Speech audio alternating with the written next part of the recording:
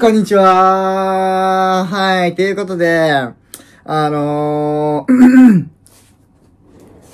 インスタグラムの方でですね、僕の悩める少年少女たちの相談を、知りたいので、知りました。募集して。僕なりに、違う角度で、見ていきたいなと思います。まあ、これはですね、僕なりの意見とかなので、別になんかこれがこうとか、お前はこうだろう。あれはこうだろ。それはそうだろ。みたいな、意見はすいませんが、ミュートさせていただきます。20歳は大人ですか？大人になりたくありません。20歳は大人ですかってめちゃくちゃなんかグレーゾーンだよね。ほんとグレー。大人か大人じゃないか俺が判断する一つの基準として、一人で生活できているかみたいなとこあるんだよね。例えばじゃあ親から何かをもらっているとか、何か面倒を見てもらっているとかっていうのは別に30歳になってもそうなっているのであったら別に大人ではないって俺はそういう基準なのね。だからもし、お主たちが、18だろうと。すべて何もかも一人で生活できていたら俺はそれは大人だよって思いますけどね。わかりやすい基準として、俺は、親から、お金を入れられているかどうか、みたいな。そういう感じで大人かどうか決めちゃってるかな。これいいね、こういうなんか新学期系ね。大学新1年生で、最初の仲良くなるグループを見せた。まあこれあるあるなんじゃないですか。俺もなんか大学生の時に、絶対交わらないであろう、そのグループとかと、まあ全然話してましたよ。でもなんか最初って、大学1年生の時って質より量だと思うんですよね。まあ最初ガンガン行きます。そのいろんな人にね。どの界隈も、どのグループもね、まあ、ガンガン喋りかけます。で、その中から自分が選べばいいんですよ。これは合う、合わないみたいな。だから質より量を選んで、そっからこう、抜いていけばいい話だから。大学1年生の時の方が、だから俺友達多かったですね。大学1年生、2年、1年生、2年生、3年生、4年生みたいな、もう右肩下がり、こう。だんだん友達は減っていきましたね。だからこうやって俺も1年生の時はこうやって自分でこう選んでたし、なんか気が合う人と。で、大学4年生そう、気づけば友達いないみたいな。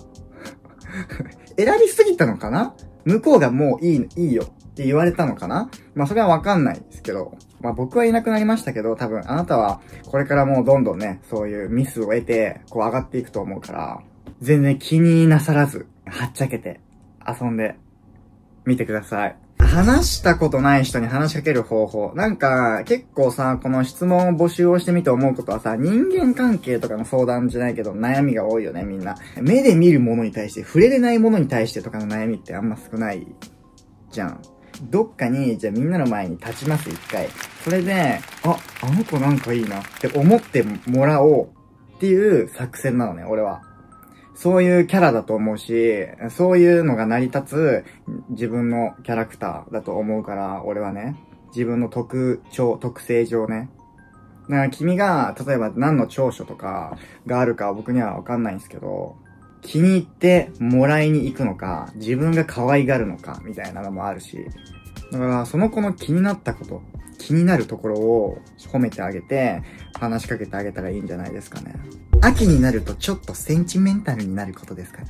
なんかちょっとさ、肌寒かったりさ、長袖とか、街の匂いとか、なんか雰囲気とかで、めっちゃセンチメンタルになりますよね。ちょっとなんか感情がちょっと高ぶるとかさ、涙もろくなるとかさ、めっちゃ詩人みたいな悩みだね、これ。そういうなんか感情の起伏があるのは、まあ素敵だなって思います。僕はね。秋になって、うわーって思うこと最近あります？俺、全然ないっすね。だから素敵です、あなた。すごくね。彼女へのタンプレ、大学2年生。めっちゃ可愛い。何あげたっけな思い出？怖いです。とか、かっこつけてるんですけど、なんかビビアンの、なんか、アパレルをあげた気がしますね。なんか俺は服が好きだから、その、例えば彼女に似合う服とか結構わかるタイプだから、なんかそれに合わせて買ってたかも。そう、自分の得意分野で勝負したって感じかな。悩んでるんだったら、まあ一つの案としては、まあ自分の、まあ勝負できるもの、得意な分野を、で、プレゼントしたら、どうです？あと思い出。恋愛体質すぎてすぐ好きになるから、めっちゃいい悩みじゃない？それは。でもないものねだりなんだろうなって思います。僕はなんか人を好きになるのめっちゃむずいからさ、あれがこうで、あれがそうで、それはこうなんだよね。で、ロジカル的に言うと、ここが好き、みたいな、なんか結構、変態チックじゃないけど、まあちょっとそういう要素があるんだけど、俺には。まあ裏を返せばさ、結構なんかその人の魅力だなと思うところをたくさん見つけれてるから好きになれるってことでしょ？で、それは素敵じゃない？すごく。まあ社会人とか出会いないって言うじゃないですか。だから恋愛体質で好きになれるときに好きになっとかないと。なんかこれ結構多かったっすね、なんかテレビとか見てたらさ、なんかその好きな職業ランキングとかでさ、まあ、ちょっと前、数年前とかはさ、YouTuber とかだったじゃん。でもなんか最近ってさ、結構なんか公務員とかさ、なんちゃら成住士とかさ、サラリーマン OL とか、まあそれがさ、最近こう上に上がってきてるじゃん。その自由な数年前の感じから、現実的な現代になっているじゃない。それって、なんでなんですかねって考えたんですよ、僕。そしたら多分、物価が上がってたり、共働き。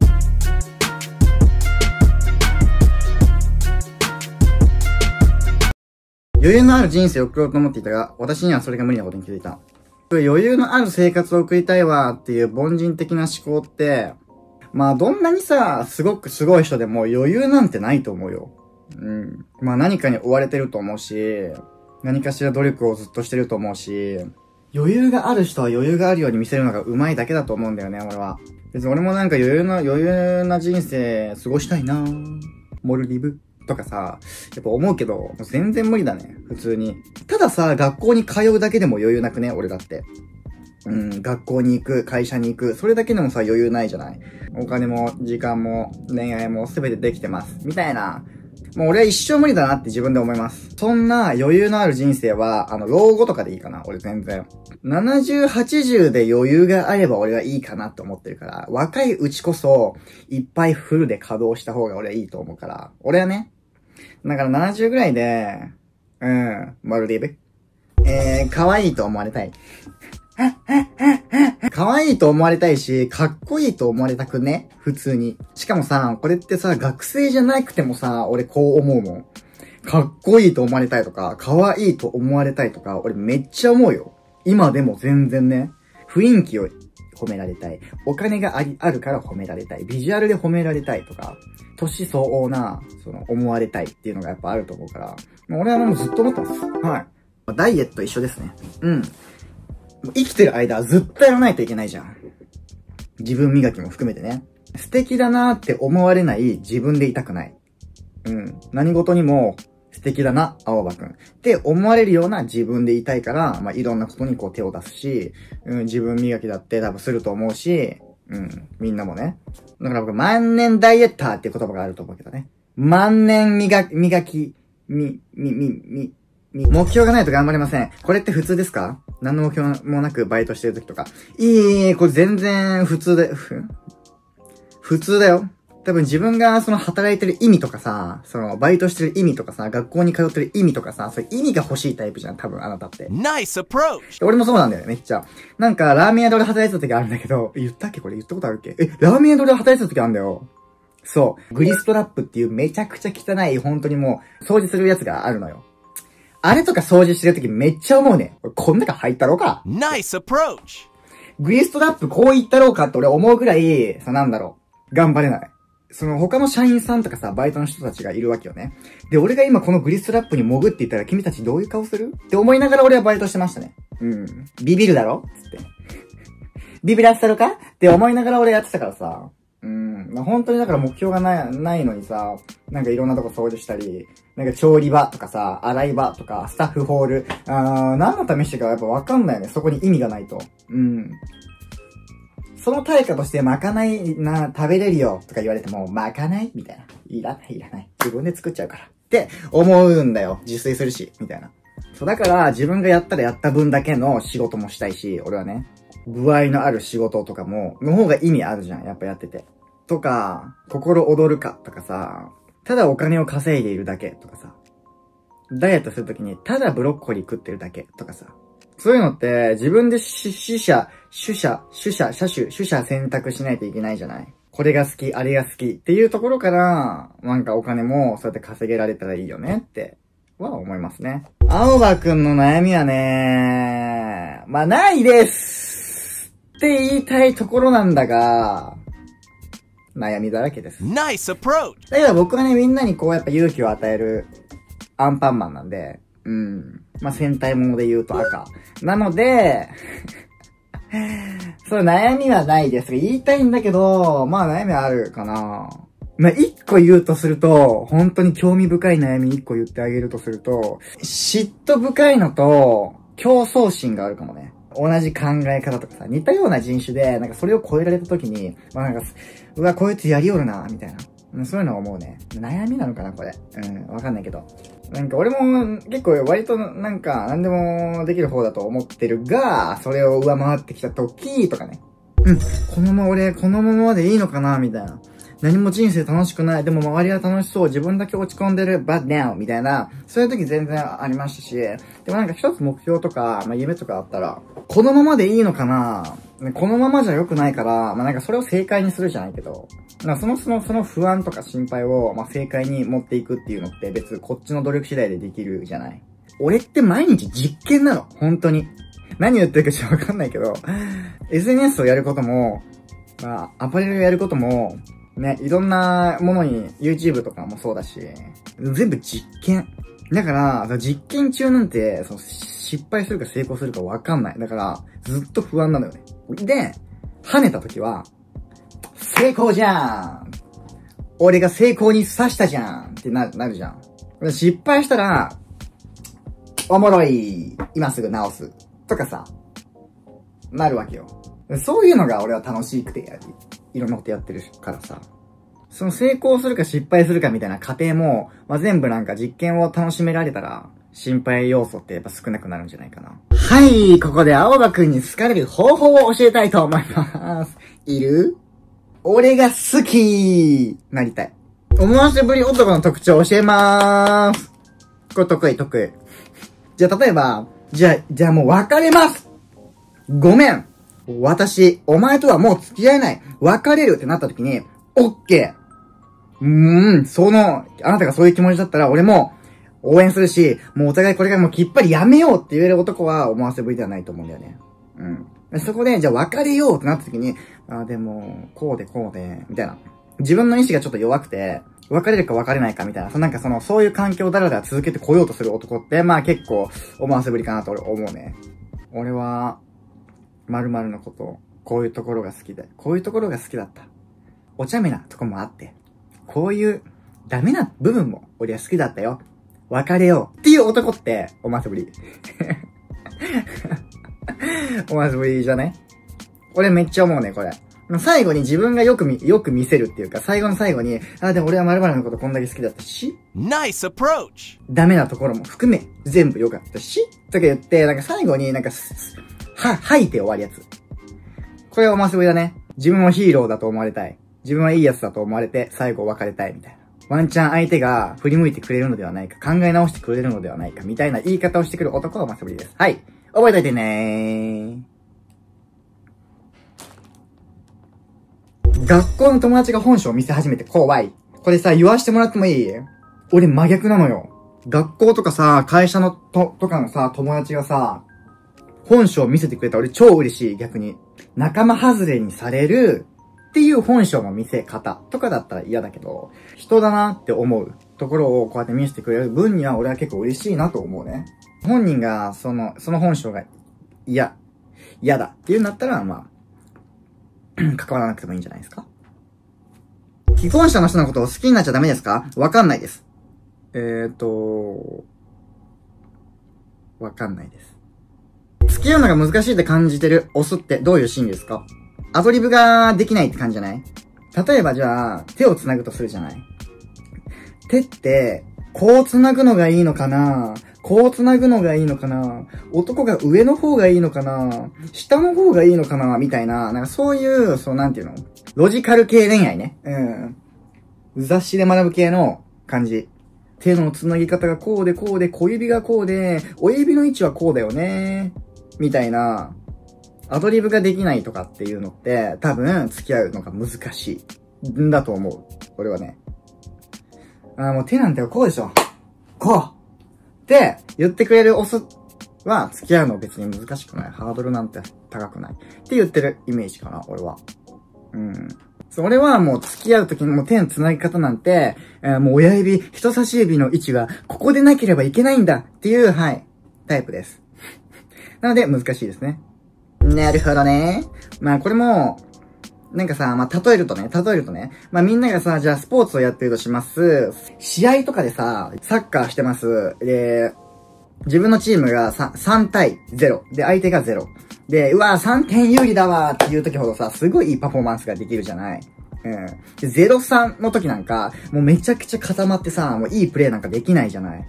自分が負けてる時とかってさ。まあ、そういう感じかな。それと一緒で、絶対に勝ちたい。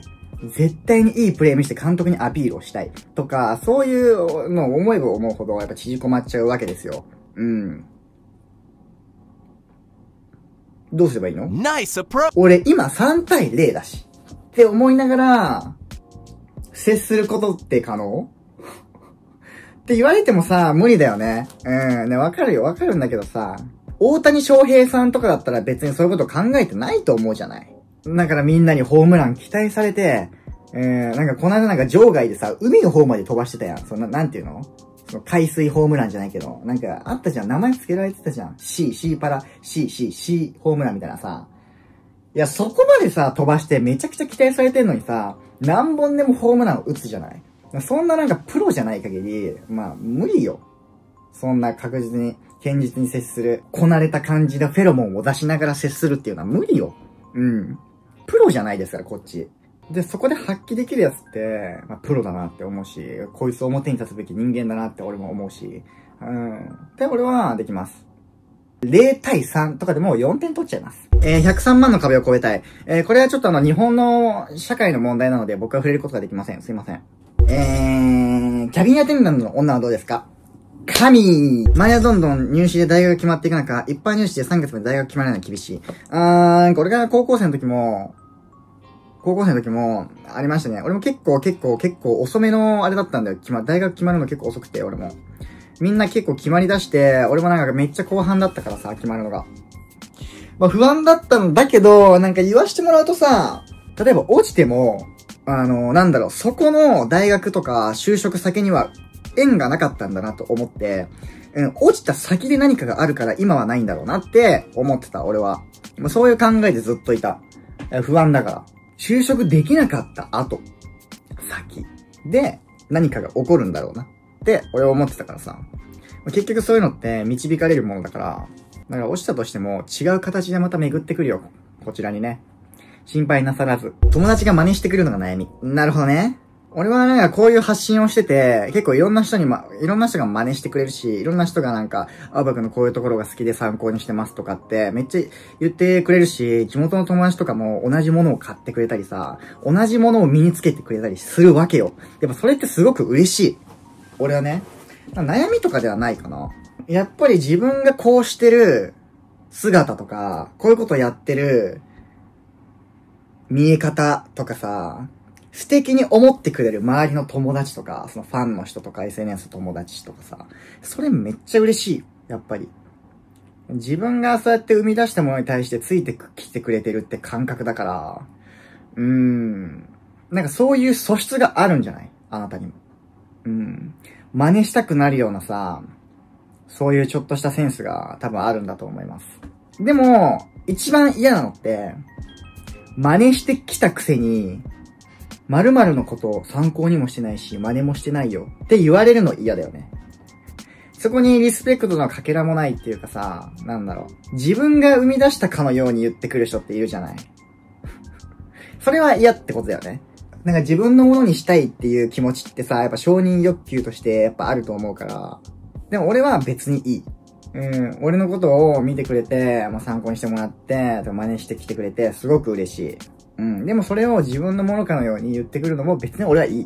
もう。それが嫌だ、あれが嫌だとか言ってると、もうなんか切りないし、そんなこと言い出したら俺だって過去にあるもの、模倣品とかを、なんか参考にしてんでしょってなっちゃうし、手柄にされるっていうのを別に何も思わない。だって、もう一回俺生み出せるから。両思い確定なのに付き合おうって言ってこうへんやつ。お前から言えお前から言えお前から言え青葉はね、みんなのこと好きだし、みんなも青葉のことが好きだよね。占い行ったことありますか？ありますよ、占い。で、YouTube にも多分してると思うんだよね。結構大学生の時に。うん。自分にプラスなことしか信じないし、あれと一緒。今日のラッキーアイテムはとかあるやん。その日なんかハンバーガー食べたかったら、ラッキーアイテムでハンバーガー出なかったら信じない。熱しやすく冷めやすいので好きな人すぐ変わる。なんかさ、俺あれやったんだよ。ラブタイプ16みたいなさ、MBTI みたいなやつ。俺これだったんですよ。恋愛モンスターみたいな。うん。恋愛モンスターみたいなやつって、そう、なんかこれにも書いてあったんだよね。なんか熱しやすく冷めやすい。好きになってる時はちゃんとあなたのことが好き。だけど、冷める時は一瞬、みたいなさ。いきなりそういう気持ちがなくなっちゃうみたいなこと書いてたから、まあ、そういう恋愛モンスターなんじゃないですか？めっちゃむずいよね、簡単そうで。で、シンプルな質問なのにさ、シンプルにむずいよね。うん。自分をめっちゃ好きな人っている？ないものねだりだしね。自分になくて他人にあるものとかもさ、めっちゃ魅力に見えるし、自分を好きになるっていう考えよりさ、自分の好きじゃないところを、受け入れてあげる能力の方が大事だと思うんだよね。最近特別いいこともなく、悪いこともなくつまらないです。悪いことが続いている時も、特別楽しいこともない時も、そういうのって自分で作り出すものだから、つまんなかったら自分で予定入れないといけないし、なんかそんな甘くないよね、やっぱり。俺もつまんない時あるし。で、なんか、運悪い時だってあるし、右肩下がりとかも、なんか調子悪い時もあるし。で、それってなんかもうね、あと毎日さ、研究して、実験して、なんか修正するしかないじゃない。つまんなかったら誰かと遊ぶ予定を入れる。一人で旅行に行ってみるとかさ、そういうのをさ、やっぱ自分で、やっていかないと、ずっとつまんないままだから。だから、この間、一人焼肉とか行ったっすよ。一人焼肉行って、一人カラオケ行って、降りたこともない駅に降りて、散歩して、ベーグル屋さんに行きましたね、この間。で、なんかマッサージとかも行きましたね、一人で。調査。そう。実験するための材料をこうやって集める。いろんなとこで。で、家に帰って実験、みたいな。そう。そして、うわ、やっぱおもろかったよねみたいな。こういう気づきがあったよねっていうフィードバック。で、そっからなんかいろんなね、自分で考える時間とかがあって、クリエイティブなことをする。それも良くも悪くもね、自分がなんかアクションを起こさないとやっぱつまんない。こればかりはね、なんか甘くはないよね。頑張ろうぜ。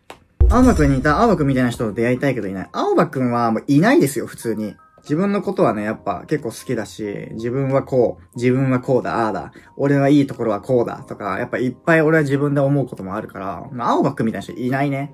いろんな歯車が合わさって青葉ってなってるので、いろんな歯車が合わさった青葉って2人も3人もいらないでしょ。っていう感じですかね。はい。以上で終わりたいと思います。こういうなんか、ファンの人の交流じゃないけど、なんか定期的な何かを募集して、みんなに布教できればいいなって思います。いろんな方向の意見をね、みんなで出し合って、解決し合えればいいかなっていうふうに思います。では、ありがとうございました。じゃあね。